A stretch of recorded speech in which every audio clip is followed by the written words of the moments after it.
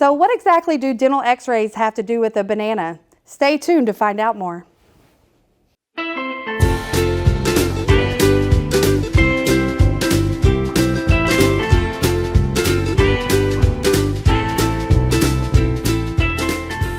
Hey y'all, my name is Amy Morgan and I'm the marketing coordinator here for Pediatric Dental Associates and Orthodontics. And today we're going to be giving you all the facts as well as the benefits of dental x-rays. But before we do that, we want to make sure that you like and subscribe here. We also want to make sure that you hit the bell so that you can get all notifications when we upload new videos. As a parent, when you hear the word radiation, it can sound a little scary, but we are here to ease your mind on that. So we want to talk today about dental x-rays. And one of the things that parents are often the most scared about is the radiation level. And we just want to make sure that you understand that the radiation level in our x-rays at our office is very minimal, okay? Literally, a banana has a certain level of radiation and a flight from New York to LA has a certain level of radiation, and digital x-rays are in between those two. So it is a very minimal risk of radiation exposure. We actually try to test regularly for radiation levels. We want to make sure that our machines are working properly to try to limit the amount of radiation that is actually put out that could affect your child. So let's talk a little bit about why x-rays are important. So in our practice, we recommend x-rays at least once a year. Some children will get them once a year, some will get them twice a year based on their cavity risk. And there's a lot of things that go into the risk of cavities, and we won't go into that in today's video, but we just want you to know that that is why we may be recommending different things for different children, even within your family, okay? So one of the most important sets of x-rays that you can get taken is actually called a Bitewing x-ray.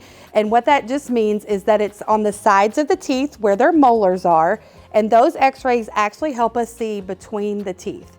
And this is very important because the number one place that kids normally get cavities is either on top of their teeth, on the very top surface, or between their teeth. When they're getting them between their teeth, this is known as interproximal decay. So what this means is they'll get something in between on one molar, and then that can actually carry over to the other molar, so they end up having two cavities on two different teeth, okay? So this is very important, and this is why the x-ray that we recommend is super important, because a dentist cannot see that in a regular visual exam. So think about when you go to your dentist is using a tool, it's actually called an explorer, and he's going through and he's counting all your teeth. And if you know anything about dental, you know if you feel that explorer stick into the top surface, you may have something going on there, either just some softening of the enamel or even a cavity. But a dentist cannot put the explorer between their teeth. So we have to use the x-rays to be able to see between the teeth to see any decay that may be forming there. So some of the concerns that parents have is just the behavior or the cooperation level for their child while they're getting x-rays. It can seem a little bit scary when you ask you to sit in this chair and put an apron on, and then we're going to put this little camera in your mouth. You know, it can just be a lot for kids. And also watching your child go through that as a parent can also be difficult. We do allow parents to be involved in the x-rays. They can be in the area. Again, this radiation level in that area is totally fine for parents. If we are doing a larger x-ray or we feel there is something, we may ask you to stand behind the wall, but other than that, it's completely safe. And then we also actually have purchased child-sized sensors. So it is not like the x-ray when you get them done in your dental office where it's a big sticker and there's a lot of stuff going on and your mouth is full of a ton of stuff. It's actually a child-sized sensor that's about the size of 2 quarters put together. And so it is really made to accommodate the child, okay? So that's everything we do at PDA&O is to accommodate the child, but we're also there to make parents feel at ease as well. So we want to make sure that you know that you are allowed to be involved in the x-ray taking, you are allowed to be with them, but we also do everything we can to minimize any cooperation issues that we may have during the x-rays. So we've been discussing the facts and benefits related to dental x-rays. And another concern that parents seem to have is also in regards to their insurance. Does my insurance cover this procedure? With x-rays, it can be hit or miss. Every dental insurance plan is different. Most insurance plans will cover one set of x-rays per year.